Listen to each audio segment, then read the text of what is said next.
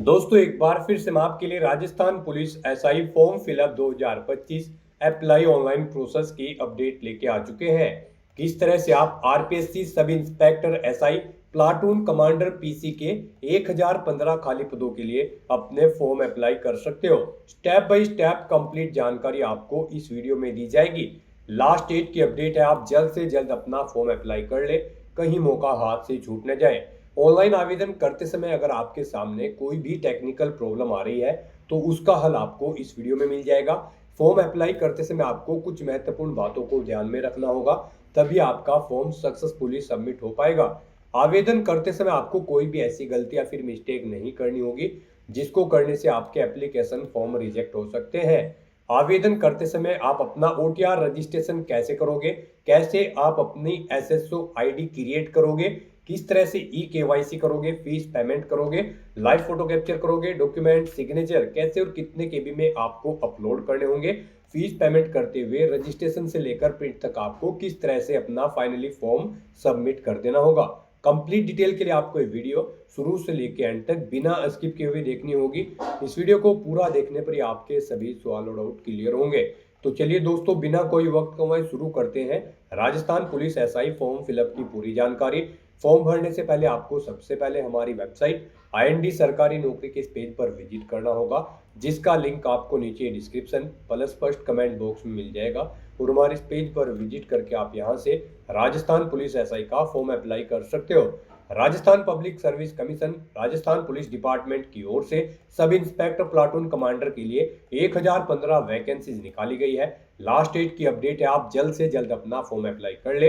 Last date apply online करने की 8 सितंबर 2025 है, कुछ ही दिन शेष रह गए हैं। लेवल 11 के अंतर्गत सैलरी आपको दी जाएगी। यहाँ पर अप्लाई करने के लिए क्वालिफिकेशन यहाँ पर ग्रेजुएट डिग्री है, 20 से 25 वर्ष आयु सीमा है। Fees general BC EBC criminal के लिए 600 है, BC EBC EWS non criminal के लिए 400 है, एसएसटी पीडब्ल्यूडी के लिए भी 400 है। ऑनलाइन मोड से आप फीस पेमेंट कर सकते हो।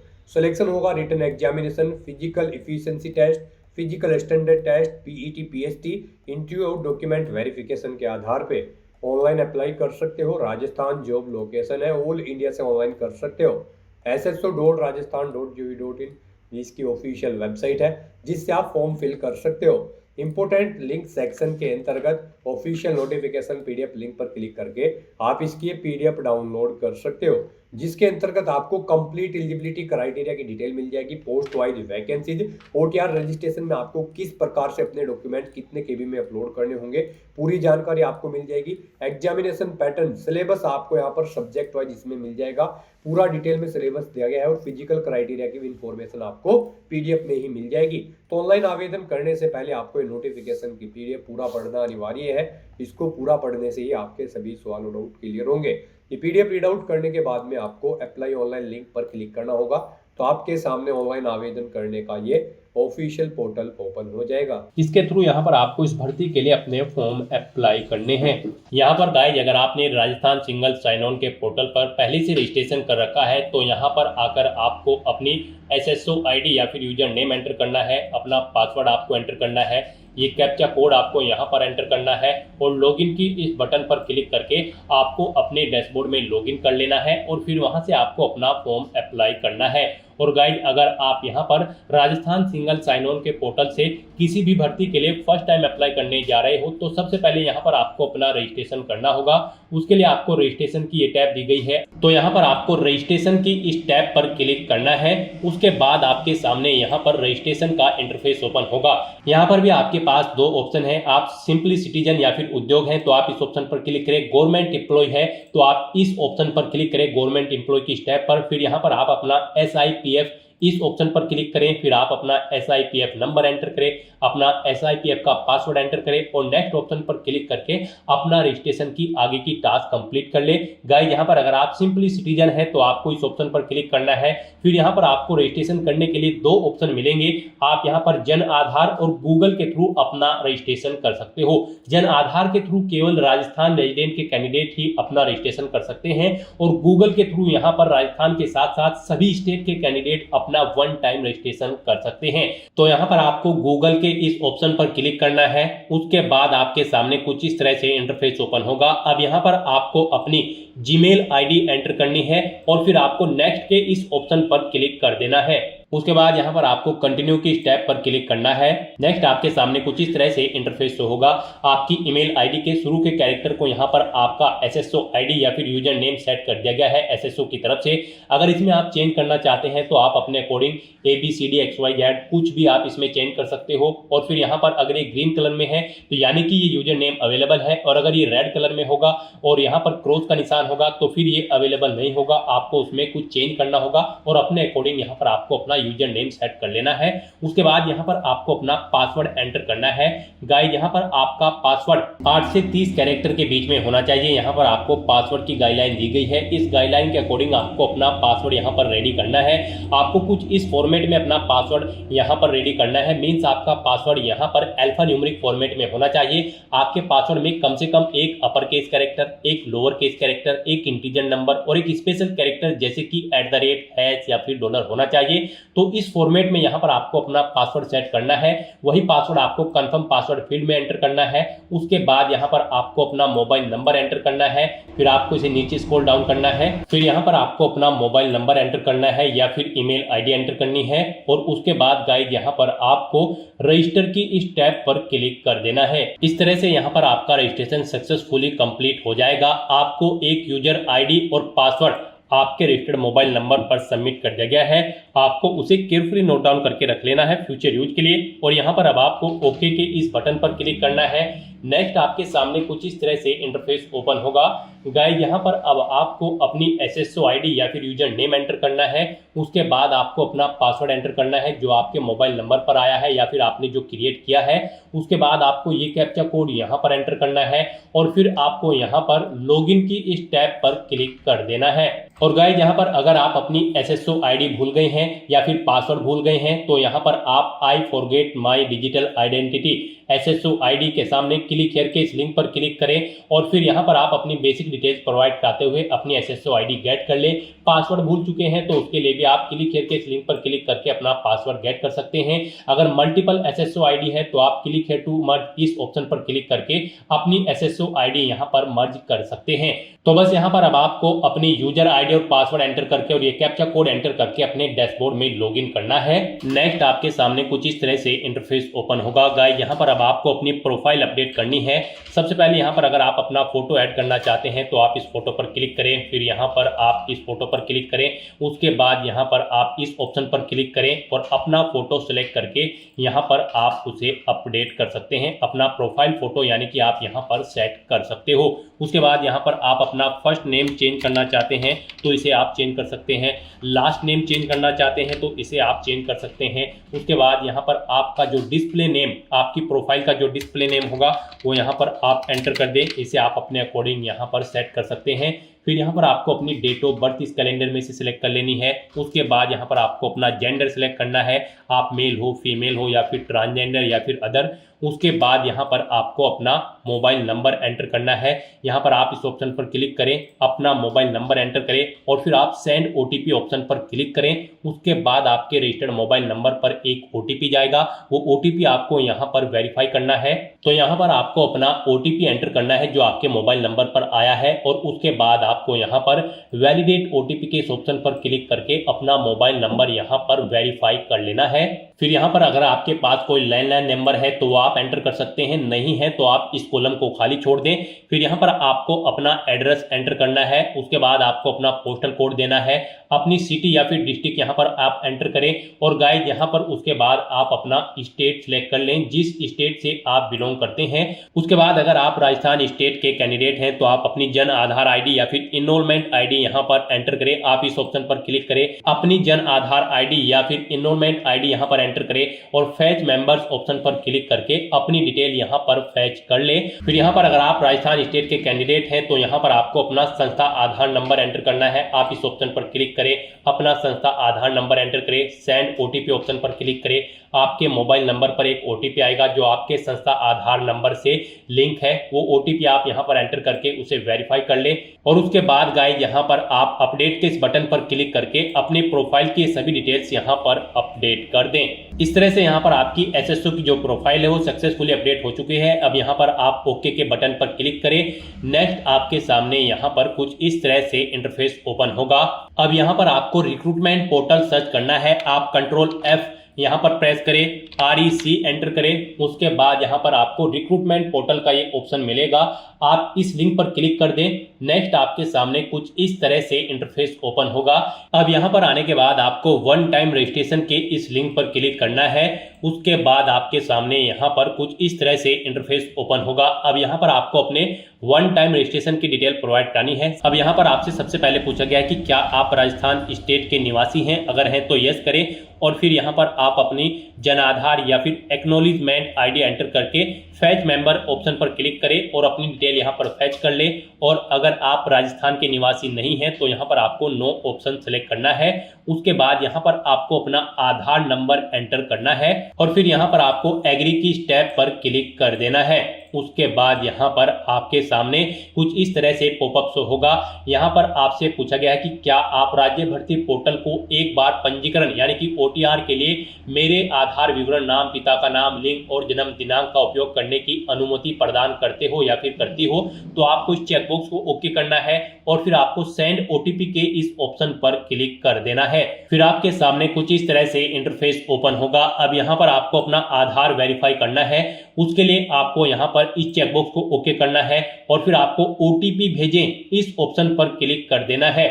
उसके बाद यहाँ पर आपके रजिस्टर्ड मोबाइल नंबर पर एक OTP आएगा। उस मोबाइल नंबर पर जिससे आपका आधार लिंक है वो OTP आप यहाँ पर एंटर करें और फिर आप प्रमाणीकरण करें इस ऑप्शन पर आप क्लिक कर दें। इस तरह से यहाँ पर आपका आधार वेरीफाई हो जाएगा और आपकी जो डिटेल्स है वो यहाँ पर आपके आधार से फैच करके फिल कर दी गई है, जैसे कि आपका नाम, आपका जेंडर, आपके फादर का नाम, आपकी डेट ऑफ बर्थ। अब यहाँ पर आपको अपना मोबाइल नंबर एंटर करना है और फिर यहाँ पर आपको gate email from SSO profile इस ऑप्शन पर क्लिक करके अपनी ईमेल ID को यहाँ पर फैच कर लेना है। जो आपने रजिस्ट्रेशन टाइम पर अपनी ईमेल ID एंटर की थी वो यहाँ पर फैच होके आ जाएगी। फिर यहाँ पर आपको वेरीफाई OTR आपको इस ऑप्शन पर क्लिक कर देना है। फिर यहाँ पर आपको आपकी डिटेल शो कर दी जाएगी। आपकी डिटेल अगर ओके है तो यहाँ पर अब आप फाइनल सबमिट के इस ऑप्शन पर क्लिक कर दें। उसके बाद आपके रजिस्टर्ड मोबाइल नंबर पर एक OTP आएगा। वो OTP आपको यहाँ पर एंटर करना है और उसके बाद आपको यहाँ पर वेरीफाई OTP के इस ऑप्शन पर क्लिक कर देना है। इस तरह से यहाँ पर आपके वन टाइम रजिस्ट्रेशन की डिटेल सक्सेसफुली सेव हो जाएगी। आपको एक रजिस्ट्रेशन नंबर यहाँ पर प्रोवाइड कर दिया गया है, वन टाइम रजिस्ट्रेशन नंबर। आपको इसे केयरफुली नोट डाउन करके रख लेना है फ्यूचर यूज के लिए। और यहाँ पर अब आपको ओके के इस बटन पर क्लिक करना है। फिर आपको आपके OTR के इसी इंटरफेस पर आपको रिडायरेक्ट कर दिया जाएगा। यहाँ पर आपकी OTR की सभी डिटेल्स वेरीफाई हो चुकी है। आपको एक रजिस्ट्रेशन नंबर जो वहां पर दिया गया था वो रजिस्ट्रेशन नंबर यहाँ पर भी शो कर दिया गया है। आपको इसे केयरफुली नोट डाउन करके रख लेना है फ्यूचर यूज के लिए। अब गाइस यहाँ पर आपको अपना फीस पेमेंट करना है। नेक्स्ट स्टेप आपका फीस पेमेंट का होगा। उसके लिए आपको यहाँ पर पे फीस की स्टेप पर क्लिक करना है। उसके बाद आपके सामने यहाँ पर कुछ इस तरह से पॉपअप शो होगा। अब यहाँ पर आपसे पूछा गया कि क्या आप राजस्थान स्टेट के कैंडिडेट हैं, अगर हैं तो यस करें और फिर यहाँ पर आप अपनी कैटेगरी सिलेक्ट करें। आप रिजर्व कैटेगरी के अंतर्गत आते हो या फिर अनरिजर्व के, आप अपने अकॉर्डिंग ऑप्शन सेलेक्ट करें। और अगर आप राजस्थान स्टेट के कैंडिडेट नहीं हैं तो यहाँ पर आप नो ऑप्शन सेलेक्ट करें। फिर यहाँ पर केवल अनरिजर्व कैटेगरी कैंडिडेट ही अप्लाई कर सकते हैं अगर आप राजस्थान स्टेट से बाहर के कैंडिडेट हैं। उसके बाद यहाँ पर आपसे पूछा गया कि क्या आप स्पेशली एबल्ड कैंडिडेट हैं, अगर हैं तो आप यहाँ पर यस ऑप्शन सेलेक्ट करें। उसके बाद यहाँ पर आपको 400 रुपये फीस के रूप में जमा कराने होंगे। और अगर आप स्पेशली एबल्ड कैंडिडेट नहीं है तो यहाँ पर आपको नो ऑप्शन सेलेक्ट करना है। फिर यहाँ पर आपको 600 रुपये एप्लीकेशन फीस के रूप में जमा कराने होंगे। तो इस तरह से आपको आपकी कैटेगरी के अकॉर्डिंग यहाँ पर फीस का अमाउंट शो कर दिया जाएगा। गाइस हम यहाँ पर आपको एक बार फिर से बता दें, अगर आप यहाँ पर वन टाइम रजिस्ट्रेशन करने जा रहे हो, अगर आप अनरिजर्व कैटेगरी से बिलोंग करते हो तो फिर आपको 600 रुपये फीस जमा करानी है।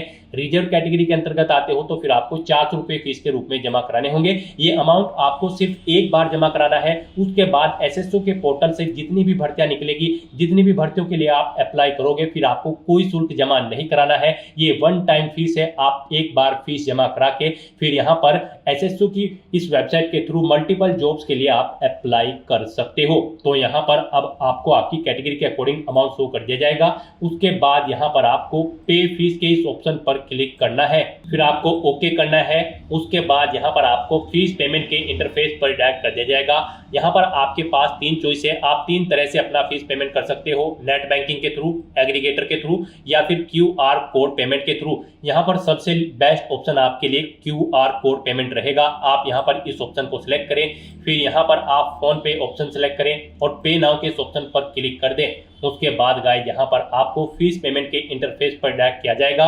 नेक्स्ट आपके सामने कुछ इस तरह से इंटरफेस ओपन होगा। यहाँ पर आप 2 तरह से फीस पेमेंट कर सकते हो, QR कोड के थ्रू या फिर आप अपने मोबाइल नंबर के थ्रू यहाँ पर फीस पेमेंट कर सकते हो। आपके लिए यहाँ पर बेस्ट ऑप्शन QR कोड रहेगा। तो यहाँ पर आप शो कोड ऑप्शन पर क्लिक करें, आपके सामने ये QR कोड शो होगा। आप अपने किसी भी UPI से इसे स्कैन करें और अपना फीस पेमेंट कर दें। सक्सेसफुली फीस पेमेंट करने के बाद आपको आपके OTR के डैशबोर्ड पर डायरेक्ट कर दिया जाएगा। यहाँ पर आपका फीस पेमेंट सक्सेसफुली कंप्लीट हो चुका है। अब आप व्यू रिसिप्ट के इस ऑप्शन पर क्लिक करके अपनी एप्लीकेशन फीस की एक रिसिप्ट का यहाँ पर प्रिंट आउट ले सकते हैं फ्यूचर यूज के लिए। और यहाँ पर अपनी ये फीस पेमेंट करने के बाद अब आपको नेक्स्ट ऑप्शन कंप्लीट करना है, वो आता है यहाँ पर आपका OTR eKYC। आपको इस ऑप्शन पर क्लिक करना है। अब यहाँ पर गाइस आपको अपना लाइव फोटो कैप्चर करना है और अपना हैंड रिटन डिक्लेरेशन डॉक्यूमेंट आपको अपलोड करना है। लाइव फोटो कैप्चर करने के लिए आपको कुछ गाइडलाइंस दी गई है, इन्हें ध्यान में रखते हुए आपको अपना फोटो यहाँ पर कैप्चर करना है। यहाँ पर 5 सेकंड के टाइमर के पश्चात अभ्यर्थी अपनी पलक 2-3 बार झपकाए। यदि आपकी फोटो बंद आंखों के साथ कैप्चर हुई है तो आप दोबारा से अपनी फोटो कैप्चर करें और फोटो कैप्चर करते समय आपको कैमरे की तरफ देखना है। अगर आप चश्मे का इस्तेमाल करते हैं तो आप अपना फोटो चश्मे के साथ ही लें, परंतु इस बात का ध्यान रखें कि चश्मे पर रोशनी के कारण फोटो अस्पष्ट अथवा चमक के साथ कैप्चर ना हो। बिल्कुल साफ फोटो आपका होना चाहिए। साथ ही साथ यहाँ पर अभ्यर्थियों को सुनिश्चित करना होगा कि लाइव फोटो साफ एवं पर्याप्त रोशनी में पृष्ठभूमि के साथ ली गई हो। धुंधली अथवा अंधकार में फोटो यहाँ पर एक्सेप्ट नहीं होगी। गाइस यहाँ पर अगर आपका फोटो स्पष्ट नहीं है तो आप बार बार अपना फोटो कैप्चर कर सकते हैं, परंतु एक बात आपको याद रखनी है, OTP के माध्यम से वेरिफिकेशन के पश्चात फाइनल सबमिट किए जाने के बाद आपको अवसर नहीं मिलेगा। उससे पहले ही आपको अपना फोटो यहाँ पर कैप्चर कर लेना है, फिर आप चेंज नहीं कर पाओगे। तो यहाँ पर इन दिशा निर्देश को रीड करने के बाद आपको इस चेकबॉक्स को ओके करना है। उसके बाद आपको टेक फोटो इस ऑप्शन पर क्लिक करना है। तो यहाँ पर अपना फोटो कैप्चर करने के बाद फिर आपको अपना hand written declaration document upload करना है। उसके लिए यहाँ पर आपको फॉर्मेट दिया गया है, आप सैंपल फाइल के इस लिंक पर क्लिक करें। नेक्स्ट आपके सामने यहाँ पर ये PDF ओपन हो जाएगी। गाइस यहाँ पर आपको इस PDF का एक हार्ड कॉपी प्रिंट आउट ले लेना है और उसके बाद आपको उस हार्ड कॉपी प्रिंट आउट पर अपना नाम मेंशन करना है, अपने फादर का नाम मेंशन करना है, अपनी डेट ऑफ बर्थ देनी है, यहाँ पर आपको अपने हस्ताक्षर करने हैं और उसके बाद आपको ये कंप्लीट डाटा फिर यहाँ पर मेंशन कर देना है अपने हाथ से ब्लू इंक पेन से। और उसके बाद यहाँ पर आपको अपने सिग्नेचर कर देने हैं। फिर ऐसे ही आपको यहाँ पर इंग्लिश में भी अपनी राइटिंग देनी है। उसके लिए यहाँ पर आपको इंग्लिश का परफॉर्मा दिया गया है। यहाँ पर भी आने के बाद आपको फिर अपना नाम एंटर करना है इंग्लिश में, अपने फादर का नाम एंटर करना है इंग्लिश में, अपनी डेट ऑफ बर्थ देनी है और फिर यहाँ पर आपको अपने सिग्नेचर करने हैं। और उसके बाद आपको ये कंप्लीट डाटा फिर अपने हैंड से ब्लू इंक पेन से आपको फिर दोबारा से इंग्लिश में यहाँ पर राइट कर देना है। उसके बाद गाइस यहाँ पर आपको अपनी SSO ID एंटर करनी है, अपना OTR वन टाइम रजिस्ट्रेशन का जो नंबर आपको मिला है वो रजिस्ट्रेशन नंबर यहाँ पर आपको एंटर करना है, अपना परमानेंट एड्रेस आपको यहाँ पर मेंशन कर देना है और यहाँ पर आपको अपने सिग्नेचर कर देने हैं। इस तरह से आपको अपना ये हैंड रिटन डिक्लेरेशन डॉक्यूमेंट तैयार कर लेना है और फिर इसका आपको फोटो खींचकर अपने कंप्यूटर में सेव कर लेना है, यानी कि इसकी एक सॉफ्ट कॉपी। और फिर आपको अपना वो डॉक्यूमेंट यहाँ पर अपलोड करना होगा। यहाँ पर आपका ये डॉक्यूमेंट PDF फॉर्मेट में होना चाहिए, साइज उसका 100 से 200 KB के बीच में होना चाहिए। तो यहाँ पर आपको चूज फाइल बटन पर क्लिक करना है, फाइल को सिलेक्ट करना है और अपना ये हैंड रिटन डिक्लेरेशन डॉक्यूमेंट यहाँ पर अपलोड कर देना है। गाइस हम आपको सैंपल के तौर पर दिखा रहे हैं, कुछ इस तरह से यहाँ पर आपको अपना हैंड रिटन डिक्लेरेशन डॉक्यूमेंट तैयार करना है और फिर इसे आपको अपलोड कर देना है। अपना फोटो अपलोड करने के बाद और हैंड रिटन डिक्लेरेशन अपलोड करने के बाद अब आपको सबमिट eKYC की इस टैब पर क्लिक करना है। उसके बाद में आपको इन चेक बॉक्सेस को ओके करना है और सेंड ओटीपी की टैब पर क्लिक कर देना है। एक ओटीपी आपके मोबाइल नंबर और ईमेल एड्रेस पर सबमिट किया गया है, वो ओटीपी आपको इस बॉक्स में एंटर करना होगा और फाइनल सबमिट की इस टैब पर क्लिक कर देना होगा। इस तरह से आपकी OTR eKYC कंप्लीट हो चुकी है। तो यहाँ पर अब आपके तीनों स्टेप कंप्लीट हो चुके हैं। आपकी प्रोफाइल यहाँ पर अपडेट हो चुकी है, फीस पेमेंट आप कर चुके हो, अपनी eKYC आप कंप्लीट कर चुके हो। अब यहाँ पर आकर आपको होम के इस लिंक पर क्लिक कर देना है। उसके बाद यहाँ पर आपको आपके डैशबोर्ड में डायरेक्ट कर दिया जाएगा। अब यहाँ पर आपको ऑनगोइंग रिक्रूटमेंट सेक्शन में sub inspector COMP exam 2025 RPSC के सामने अप्लाई नाउ के इस लिंक पर क्लिक कर देना है। इस भर्ती पर अप्लाई करने के लिए नेक्स्ट आपके सामने कुछ इस तरह से इंटरफेस ओपन होगा। अब आपको दोबारा से सब इंस्पेक्टर / प्लाटून कमांडर की इस टैब पर क्लिक कर देना है। नेक्स्ट आपके सामने कुछ इस तरह से इंटरफेस होगा। यहाँ पर अगर आप अपने वन टाइम रजिस्ट्रेशन में कोई अपडेट करना चाहते हैं या फिर आप अपनी eKYC अपडेट करना चाहते हैं तो आप अपडेट के ऑप्शन पर क्लिक करें और अपना OTR यहाँ पर आप अपडेट कर लें। अगर अपडेटेड है तो बस यहाँ पर अब आपको प्रोसीड की स्टेप पर क्लिक कर देना है। अब यहाँ पर आपको अपनी बेसिक डिटेल्स प्रोवाइड करनी है। यहाँ पर आपको कुछ डिटेल आपकी ऑटोमेटिकली फिर मिल जाएगी जो आपके OTR से फैच कर ली गई है। यहाँ पर अब आपको अपनी मदर का नाम एंटर करना है। उसके बाद गाइड यहाँ पर आपको अपनी कैटेगरी सिलेक्ट कर लेनी है। फिर यहाँ पर आपको अपनी बेंचमार्क दिव्यांगजन श्रेणी व्यक्ति अगर आप हैं तो यहाँ पर आप सिलेक्ट कर लें, नहीं है तो यहाँ पर आप नॉट एप्लीकेबल ऑप्शन सिलेक्ट कर लें। उसके बाद यहाँ पर अगर आप दिव्यांगजन उप श्रेणी के अंतर्गत आते हैं तो वो सिलेक्ट करेंगे। यहाँ पर अगर आप दिव्यांगजन श्रेणी सिलेक्ट करते हैं तो फिर आपको उप दिव्यांगजन श्रेणी भी यहाँ पर सिलेक्ट करनी होगी। फिर आपको बताना होगा कि क्या आपको श्रुत लेखक की आवश्यकता होगी एग्जाम में, आप उसका प्रबंध स्वयं करेंगे या फिर विभाग के द्वारा उसका करना होगा। आपको यहाँ पर ऑप्शन सेलेक्ट करना होगा। फिर यहाँ पर आपको अपनी मैरिटल स्टेटस सेलेक्ट कर लेना है, आप मैरिड हो या फिर अनमैरिड। उसके बाद यहाँ पर अगर आप मैरिड हो तो और अगर आपके जीवन साथियों की मृत्यु हो चुकी है तो उसकी तिथि यहाँ पर आपको सिलेक्ट करनी होगी। यहाँ पर आपको अपनी डिटेल देनी होगी मैरिड की। और अगर आप अनमैरिड हो तो फिर आपको ये कॉलम्स यहाँ पर डिसेबल्ड कर दिए जाएंगे। आपको अपने जीवन साथी का नाम भी देना होगा। अगर आप मैरिड हो नहीं हो तो आपके सामने ये कॉलम यहाँ पर डिसेबल्ड कर दी जाएंगे। फिर यहाँ पर आपको अपने जीवित बालकों की संख्या देनी है। अगर आप मैरिड है कितने आपके बालक है, नहीं है और आप अनमैरिड भी हैं तो फिर यहाँ पर आपको 00 एंटर कर देना है। उसके बाद आपको इस पेज को नीचे स्क्रॉल डाउन करना है। फिर यहाँ पर अगर आप अपना व्हाट्सएप मोबाइल नंबर देना चाहते हैं तो वो आप एंटर कर दें, नहीं देना चाहते हैं तो इस कॉलम को खाली छोड़ दें। आपके पास पासपोर्ट है तो उसका नंबर आप दे सकते हैं, जन आधार ID यहाँ पर आप एंटर कर सकते हैं। नहीं करना चाहते हैं तो आप इन कॉलम्स को खाली छोड़ सकते हैं। उसके बाद यहाँ पर आपसे पूछा गया है कि क्या आप राजस्थान के अनुसूचित क्षेत्र से संबंधित है। अगर है तो यहाँ पर आप यस करेंगे अगर आप राजस्थान स्टेट से बिलोंग करते होंगे, और अगर आप राजस्थान स्टेट से बाहर के कैंडिडेट हैं तो फिर यहाँ पर आपके सामने केवल नो का ऑप्शन आएगा। अगर आप राजस्थान से बिलोंग करते हैं तो फिर आपके सामने यहाँ पर यस या नो का ऑप्शन शो होगा। उसके बाद गाइज यहाँ पर आपको अपना कोरोस्पोंडेंस एड्रेस एंटर कर देना है और फिर गाइज आपको यहाँ पर नेक्स्ट के इस ऑप्शन पर क्लिक कर देना है। नेक्स्ट यहाँ पर आपको अपनी पर्सनल डिटेल प्रोवाइड करनी है। सबसे पहले यहाँ पर आपको अपनी नेशनैलिटी सिलेक्ट कर लेनी है। फिर आपको अपना होम स्टेट यहाँ पर सिलेक्ट कर लेना है और फिर उसके बाद यहाँ पर आपको अपना जिला सिलेक्ट कर लेना है। उसके बाद यहाँ पर आपको अपना ब्लॉक सिलेक्ट करना है, तहसील सिलेक्ट करनी है, विलेज यहाँ पर आपको सिलेक्ट कर लेना है। फिर आपसे पूछा गया है कि क्या यहाँ पर आप इंडिया के बाहर से स्थापित हुए हैं। अगर हुए हैं तो आप यस करेंगे और किस कंट्री से हुए हैं वो आप सिलेक्ट करेंगे। नहीं हुए हैं, यहीं के आप इंडिया के हैं तो आप नो ऑप्शन सिलेक्ट कर लेंगे। उसके बाद आपसे पूछा गया है कि क्या आप भूतपूर्व सैनिक हैं। अगर हैं तो आप यस करेंगे और फिर सर्विस स्टेटस देंगे। यहाँ पर आपके पास NOC ले रखी है आपने या फिर आप रिटायर्ड है। रिटायर्ड है तो PPO नंबर देंगे, रिटायरमेंट की डेट यहाँ पर आप देंगे। और अगर आपने NOC ले रखी है तो फिर आप NOC लेटर नंबर देंगे, डेट ऑफ NOC यहाँ पर आप सिलेक्ट कर लेंगे। और अगर आप EX सर्विसमैन कैंडिडेट नहीं है तो सिंपली यहाँ पर आप नो ऑप्शन सेलेक्ट करें। आगे की डिटेल फिर आपको डिसेबल्ड कर दी जाएगी, नहीं देनी है। फिर आपसे पूछा गया है कि क्या आप स्पोर्ट पर्सन हैं। अगर है तो आप यस करेंगे और फिर यहाँ पर आप टाइप सेलेक्ट करेंगे अपने स्पोर्ट का। आपने नेशनल लेवल पर नेशनल लेवल के आप स्पोर्ट पर्सन हैं या फिर इंटरनेशनल, आप अपने अकॉर्डिंग यहाँ पर ऑप्शन सेलेक्ट करें और फिर उसकी डिटेल यहाँ पर प्रोवाइड कराएं।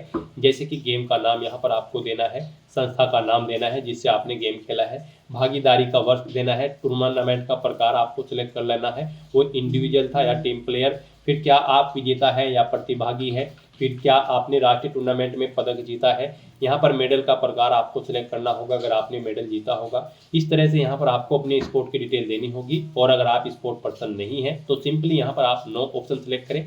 फिर आगे की डिटेल आपको प्रोवाइड नहीं करानी है। उसके बाद आपसे पूछा गया कि क्या आप एनसीसी कैडेट प्रशिक्षक हैं, अगर हैं तो आप यस करेंगे। और फिर किस डेट से किस डेट तक है वो डेट आप सेलेक्ट करेंगे, नहीं है तो आप नो ऑप्शन सेलेक्ट करें। उसके बाद यहाँ पर आपसे पूछा गया कि क्या आप भूतपूर्व कैदी हैं, अगर हैं तो आप यस करेंगे। फिर यहाँ पर आप डेट सेलेक्ट करेंगे कब से कब तक आप कैदी थे, नहीं है तो आप नो ऑप्शन सेलेक्ट करेंगे। फिर यहाँ पर आपसे पूछा गया है कि क्या आप मौजूदा सरकारी विभाग या फिर सार्वजनिक उपक्रम कर्मचारी हैं, अगर हैं तो आप यस करेंगे। और फिर यहाँ पर आपको बताना होगा किस में आप सर्विस करते हैं, सेंट्रल में या फिर अदर स्टेट में या फिर राजस्थान स्टेट या फिर राजस्थान स्टेट पंचायत समिति। यहाँ से आप अपने अकॉर्डिंग ऑप्शन सेलेक्ट करें और नहीं है तो आप नो ऑप्शन सेलेक्ट करेंगे। फिर यहाँ पर अगर आप राजस्थान के गवर्नमेंट एम्प्लॉय हैं तो आपको अपनी सब कैटेगरी यहाँ पर सेलेक्ट करनी होगी। ऑर्गेनाइजेशन का नाम देना होगा जिसमें आप कार्यरत थे, नहीं है तो फिर यहाँ पर आप इन ऑप्शंस को ऐसे ही छोड़ दें। फिर यहाँ पर आपको अपनी पोस्ट डेजिग्नेशन भी देनी होगी अगर आप यहाँ पर एम्प्लॉय हैं, अपॉइंटमेंट डेट भी देनी होगी, नहीं है तो आप इन कॉलम्स को ऐसे ही खाली छोड़ दें। फिर यहाँ पर आपको अपनी एडिशनल कैटेगरी सेलेक्ट करनी है। अगर आप यहाँ पर रिलीज इमरजेंसी कमीशन से हैं तो इस ऑप्शन को सिलेक्ट करें।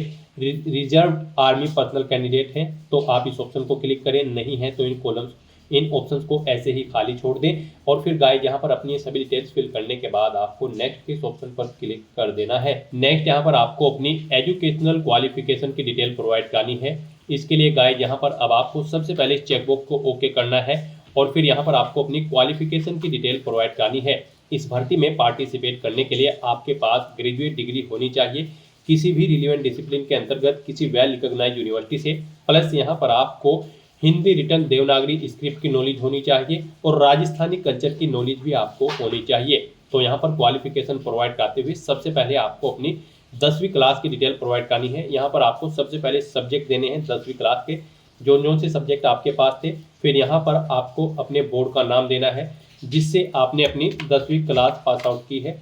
फिर यहाँ पर आपको अपनी 10वीं क्लास का रोल नंबर एंटर करना है। परीक्षा का परिणाम बताना है, वो सीजीपीए में था, ग्रेड में था या फिर परसेंटेज में। उसके बाद यहाँ पर आपको पासिंग ईयर सेलेक्ट कर लेना है।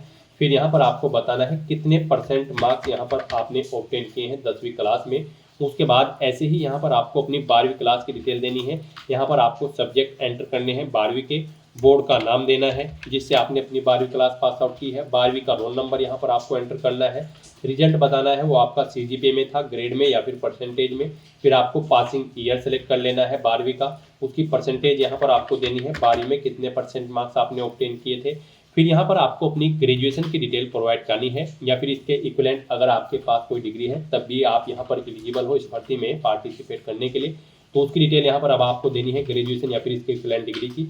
यहाँ पर भी आपको सब्जेक्ट देने हैं, ग्रेजुएशन में आपके पास कौन कौन से सब्जेक्ट थे, फिर किस यूनिवर्सिटी से आपने अपनी ग्रेजुएशन पास आउट की है या फिर विद्यालय से, वो यहाँ पर आपको एंटर करना है। अपना ग्रेजुएशन का रोल नंबर यहाँ पर आपको एंटर करना है। रिजल्ट आपका यहाँ पर सीजीपीए में था, ग्रेड में था या फिर परसेंटेज में या फिर अवेटेड है, आप फाइनल ईयर में एक्टेड हैं तब भी आप अप्लाई कर सकते हो। आप अपने अकॉर्डिंग ऑप्शन सेलेक्ट करें और फिर यहाँ पर आप पासिंग ईयर दें, कब आपने अपनी ग्रेजुएशन यहाँ पर पास आउट की है, फिर कितने परसेंट मार्क्स आपने ऑब्टेन किए हैं ग्रेजुएशन में, वो यहाँ पर आप एंटर करें। इस तरह से यहाँ पर आपको अपनी क्वालिफिकेशन की डिटेल प्रोवाइड कर देनी है। उसके बाद अगर आपने पोस्ट ग्रेजुएशन या फिर कोई अन्य क्वालिफिकेशन कर रखी है तो उसकी डिटेल भी आप सेम ऐसे ही यहाँ पर प्रोवाइड कर सकते हैं। फिर यहाँ पर गाइज आपसे पूछा गया है कि क्या आपको वर्किंग एक्सपीरियंस है, अगर है तो आप यस करेंगे और अपने एक्सपीरियंस की डिटेल आप यहाँ पर प्रोवाइड कर सकते हैं। यहाँ पर आपको एम्प्लॉयर यानी अपना नाम देना होगा। फिर यहाँ पर आपको अपना रजिस्ट्रेशन नंबर एंटर कर देना है, डेजिग्नेशन देनी है, किस पोस्ट पर आप कार्यरत थे, डिपार्टमेंट का नाम देना है जिसमें आप कार्यरत थे, जॉब का नेचर यहाँ पर आपको देना है, कब से कब तक आपने जॉब की है वो डेट आपको सिलेक्ट कर लेनी है। फिर इनके अकॉर्डिंग आपके यहाँ पर वर्किंग एक्सपीरियंस जितना भी होगा ईयर मंथ डेट में वो कैलकुलेट करके आपको शो कर दिया जाएगा। सैलरी आपको देनी है, किस वेतनमान पर आप कार्यरत थे, ग्रेड पे कितना था वो यहाँ पर आपको एंटर कर देना है और ऐड के ऑप्शन पर क्लिक करके अपने एक्सपीरियंस की डिटेल आपको ऐड कर देनी है। एक से ज़्यादा जगह वर्किंग एक्सपीरियंस है तो दोबारा से आपको अपने एक्सपीरियंस की डिटेल सेम ऐसे ही यहाँ पर ऐड कर देनी है। और गाइड अगर आपको यहाँ पर एक्सपीरियंस नहीं है तो यहाँ पर इस भर्ती में पार्टिसिपेट करने के लिए कोई एक्सपीरियंस रिक्वायर्ड नहीं है। आपको फिर यहाँ पर अपने एक्सपीरियंस की डिटेल प्रोवाइड करने की ज़रूरत नहीं होगी। बस यहाँ पर आपको सिंपली नेक्स्ट के इस ऑप्शन पर क्लिक कर देना है। फिर यहाँ पर आपके सामने ये पॉपअप शो होगा। अब आप इन चेक बॉक्सेस को ओके करें और सेंड ओटीपी के इस ऑप्शन पर क्लिक कर दें। फिर आपके रजिस्टर्ड मोबाइल नंबर और ईमेल आईडी पर एक ओटीपी सबमिट किया गया है, वो ओटीपी आपको यहाँ पर एंटर करना है और वेरीफाई ओटीपी के इस ऑप्शन पर क्लिक करते हुए अपना ओटीपी यहाँ पर वेरीफाई कर लेना है। नेक्स्ट यहाँ पर आपको अपने सिग्नेचर अपलोड करने हैं और लेफ्ट थंब इम्प्रेशन अपलोड करना है। इनके लिए आपको गाइडलाइन दी गई है। यहाँ पर आपके सिग्नेचर और जो लेफ्ट थंब इम्प्रेशन है वो 20 KB से 50 KB के बीच में होने चाहिए। जेपीजी या फिर जेपीईजी फॉर्मेट में आपकी इन फाइल्स का टाइप होना चाहिए। और यहाँ पर आपके अगर ये डॉक्यूमेंट छोटे या बड़े हैं फाइल का साइज, तो आपको क्या करना है, आपको गूगल पर जाना है, इमेज रिसाइजर टाइप करना है, मल्टीपल ऑनलाइन वेबसाइट ओपन होगी, वहाँ पर कोई भी वेबसाइट आप ओपन करें, अपनी फाइल अपलोड करें और दी गई रिक्वायरमेंट के अकॉर्डिंग उसका साइज सेट करके फाइल को डाउनलोड करके उसे यहाँ पर आप अपलोड कर दें। फाइल को अपलोड करने के लिए आपको चूज फाइल के ऑप्शन पर क्लिक करना है, फाइल को सिलेक्ट कर लेना है और 1 बाय 1 करके आपको अपने सिग्नेचर और लेफ्ट थंब इम्प्रेशन यहाँ पर अपलोड कर देने हैं। उसके बाद आपकी बॉडी पर कोई कट या तिल का निशान है तो उस पैलेस का नाम यहाँ पर आपको एंटर कर देना है और फिर गाइड यहाँ पर आपको नेक्स्ट के इस ऑप्शन पर क्लिक कर देना है। नेक्स्ट यहाँ पर आपको अपनी पोस्ट प्रेफरेंस देनी है। यहाँ पर आप जिस पोस्ट को फर्स्ट नंबर पर प्रेफरेंस देना चाहते हैं उसे फर्स्ट नंबर पर सिलेक्ट करें। जैसे कि अगर आप यहाँ पर सब इंस्पेक्टर आईबी को फर्स्ट नंबर पर प्रेफरेंस देना चाहते हैं तो इसे आप सिलेक्ट करें। फिर आप जिसे सेकंड और थर्ड पर प्रेफरेंस देना चाहते हैं उसे क्रम से आप सेकंड और थर्ड पर यहाँ पर सिलेक्ट करें। इस तरह से यहाँ पर आपको अपनी पोस्ट प्रेफरेंस दे देनी है और फिर गाइड आपको यहाँ पर नेक्स्ट के इस ऑप्शन पर क्लिक कर देना है। नेक्स्ट आपको आपके एप्लीकेशन फॉर्म का पूरा प्रीव्यू शो कर दिया गया है। यहाँ पर पीछे जो अब तक आपने डिटेल प्रोवाइड कराई है उसका पूरा प्रीव्यू आपको शो कर दिया गया है। आपको सभी डिटेल केयरफुली चेकआउट करनी है। पेज को नीचे स्क्रॉल डाउन करना है, डिक्लेरेशन सेक्शन में इस चेक बॉक्स को ओके करना है। कहीं पर कोई मिस्टेक है तो आप अपडेट बटन पर क्लिक करके अपडेट कर सकते हैं, नहीं तो गाइड यहाँ पर अब आपको फाइनल सबमिट के इस ऑप्शन पर क्लिक कर देना है। नेक्स्ट आपके सामने ये पॉपअप शो होगा। अब आपको दोबारा से इस चेकबॉक्स को ओके करना है और सेंड ओटीपी के इस ऑप्शन पर क्लिक कर देना है। फिर यहाँ पर आपके रजिस्टर्ड मोबाइल नंबर और ईमेल आईडी पर एक ओटीपी आया होगा, वो ओटीपी आपको यहाँ पर एंटर करना है और वेरीफाई ओटीपी के इस ऑप्शन पर क्लिक कर देना है। इस तरह से यहाँ पर आपका एप्लीकेशन फॉर्म सक्सेसफुली सबमिट हो चुका है। अब आपको यहाँ पर प्रिंटर के इस ऑप्शन पर क्लिक करके अपने एप्लीकेशन फॉर्म का एक हार्ड कॉपी प्रिंट आउट ले लेना है, फ्यूचर यूज के लिए, फ्यूचर रेफरेंस के लिए। और आप अपने डैशबोर्ड में जाकर भी अपने एप्लीकेशन फॉर्म का स्टेटस चेकआउट कर सकते हो कि वो सक्सेसफुली सबमिट हो चुका है या फिर नहीं। उसके लिए यहाँ पर अब आपको माई रिक्रूटमेंट के इस लिंक पर क्लिक करना है और अपने डैशबोर्ड में जाकर चेकआउट कर लेना है कि आपका एप्लीकेशन फॉर्म सक्सेसफुली सबमिट हो चुका है या फिर नहीं। तो दोस्तों ऐसे आप अपना RPSC Rajasthan sub inspector platoon commander की इस भर्ती के लिए फॉर्म अप्लाई कर सकते हो बिना कोई मिस्टेक किए हुए, स्टेप बाय स्टेप। आज की इस वीडियो में बस इतना ही। आई होप ये वीडियो आपको पसंद आई होगी। अगर पसंद आई हो तो इसे लाइक और शेयर करें। चैनल पर नए हो तो इसे सब्सक्राइब कर लें। Thanks for watching.